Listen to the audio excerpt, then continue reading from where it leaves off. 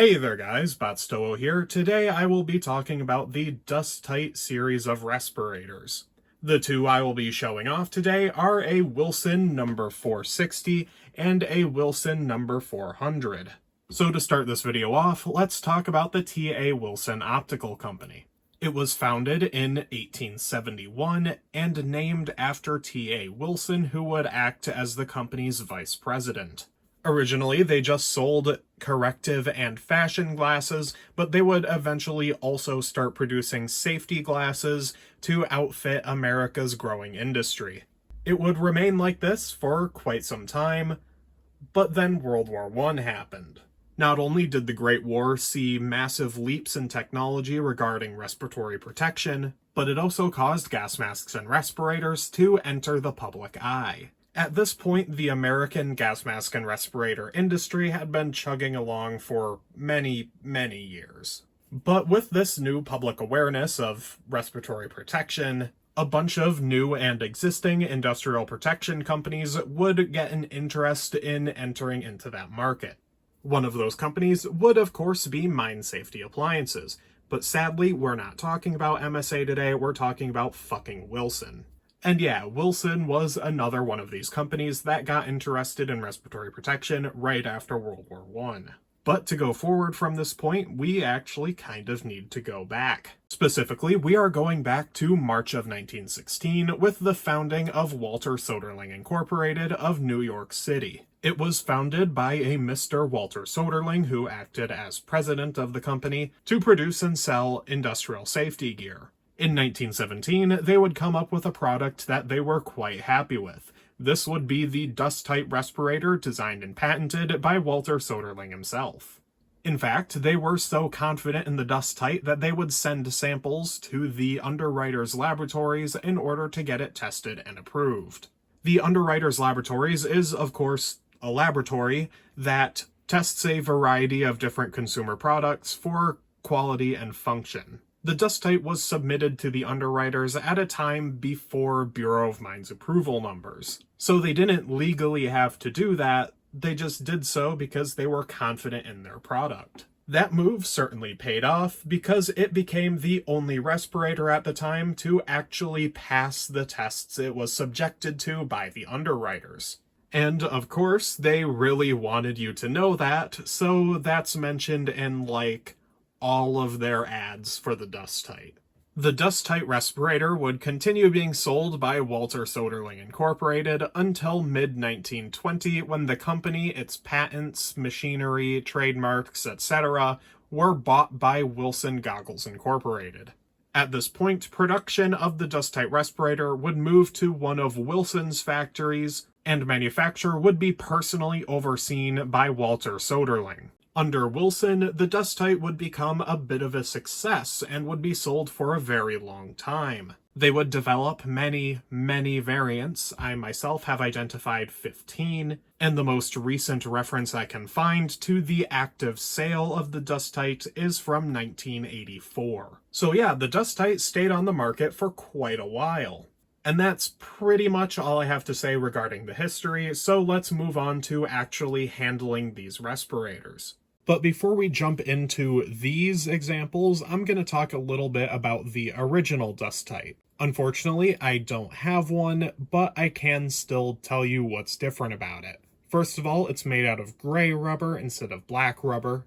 It also has a more simple oronasal cup design, as well as no valves whatsoever. The fitting wire also goes around the bridge of the nose instead of around the face.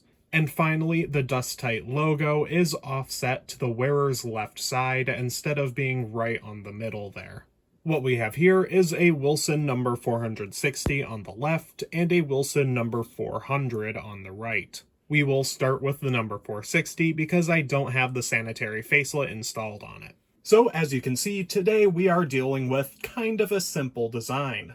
It's just a typical oronasal cup style half-face respirator made out of black rubber. It also has this fitting wire going around almost the entire oronasal cup. The number 460, like the original Dustite, only has one strap. It has a hooked clasp as well as a buckle for adjustment. The strap can also be entirely removed from the facepiece because of its riveted-on snap fasteners. The filter is within this tray that is covered by a threaded cap. Removing the cap requires quite a few twists, but once it's off, you can expose the entire assembly.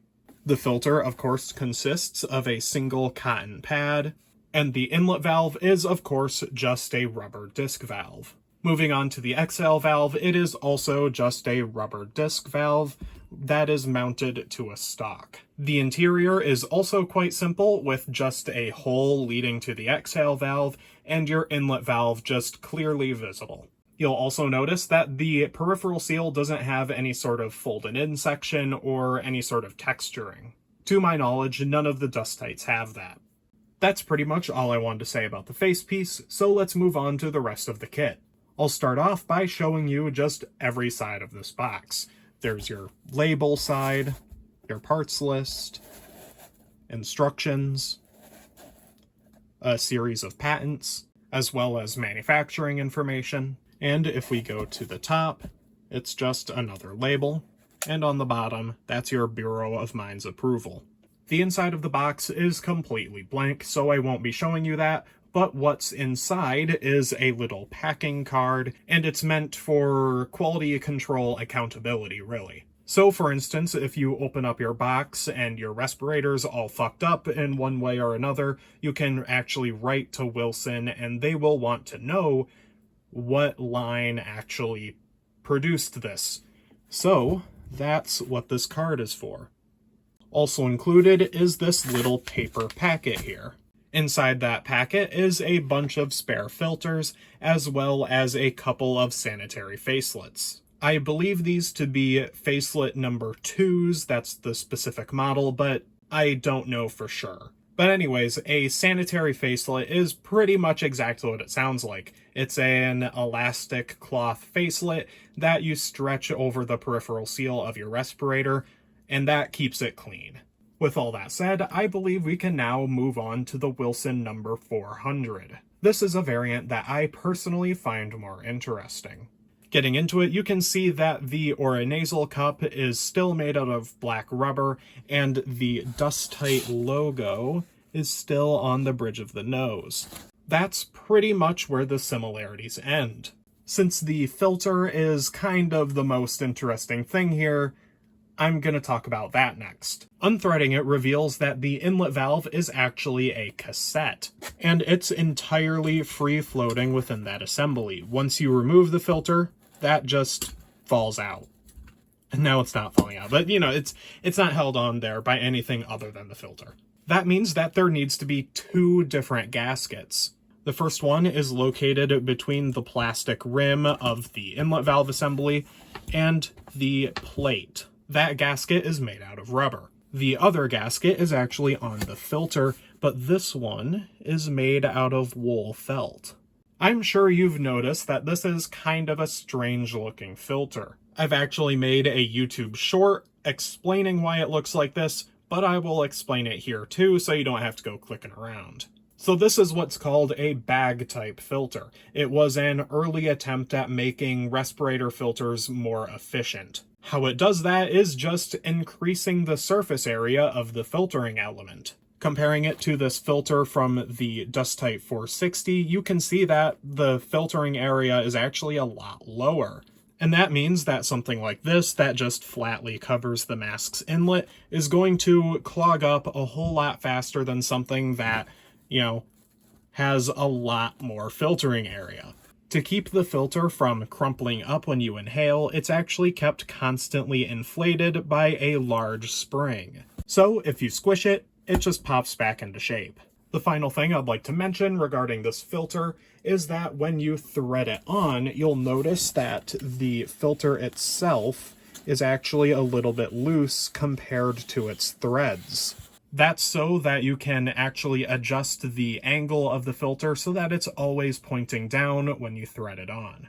Moving on, let's talk about the exhale valve because it's also quite interesting. While the other Dustite we looked at uses a disc valve, this one actually uses a giant flutter valve. And in fact, the entire end opens up instead of just slits on the sides. And yeah, that Willson is dust tight. As for why they made it like this, it's actually pretty smart. An issue inherent to flutter valves is their high breathing resistance. This actually seeks to fix that by just being bigger and having a much bigger outlet. So while this has the absolute lowest breathing resistance of any flutter valve I've ever used, it does have the side effect of making a funny fart sound every time you exhale.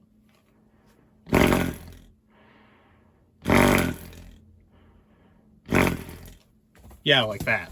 Moving on once again, let's talk about the head harness, because this thing has an actual harness instead of just a strap. Well, I guess it's actually just 2 straps, but I count that as a harness. The individual straps are the same as on the 460, but it just has, 2.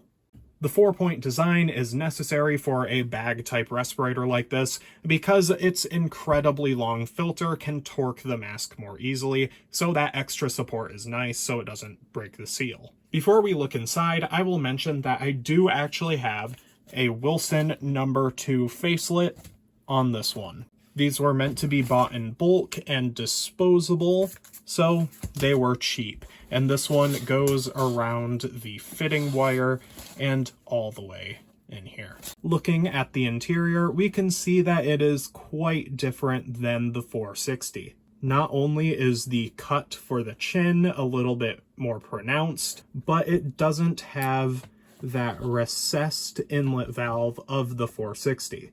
The hole for the exhale valve is a little bit thinner, but it's the same length. You can also see inside there that it has a couple of supports to keep that hole from closing up. And with that, that's pretty much all I wanted to say. Sorry this one took so long to come out.